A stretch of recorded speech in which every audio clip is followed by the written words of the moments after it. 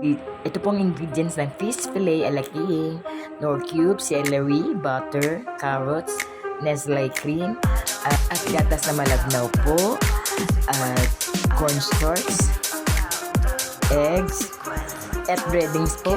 Ito naman po ang ating fish fillet na may asin, salt, and paprika. Ilalagay na po natin ang ating fish fillet sa cornstarch.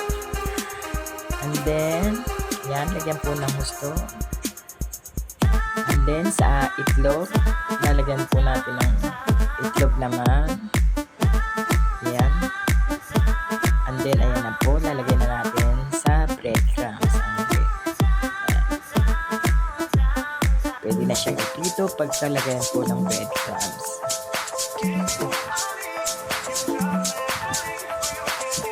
Yan, ito na po yung lahat na nalagyan natin ng breadcrumbs. Pwede na siyang iprito, i-fry, yan.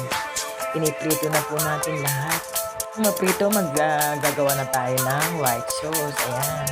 Ayan po ang butter. Then, nilagay na natin ang carrot at celery. Halu-haluin para lalong sumarap. Yan, lalagyan po natin ng gatas na malabnaw, Alaska, evap. And then, yan. Lagyan po ng marami.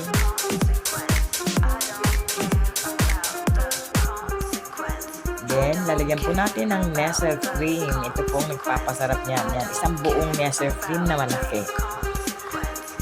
Yan po talaga ang nagpasarap yan. Para lumapot. At isang Knorr cubes. Bahala kayo kung anong gusto nyo, chicken or pork. Kung gusto nyo rin beef, pwede rin. Para po, yan lang po ang nilalagay natin para masarap. Wala na kayong ibang ilalagay. At, syempre, ang paminta. Ayan, at halo-haluin dapat. Yan. Halo ng halo para lahat ng ingredients ay masama. Ayan na po.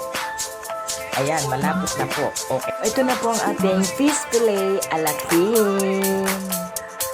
Okay for lunch. Thanks for watching. I love you all. Bye-bye. Hanggang sa muli.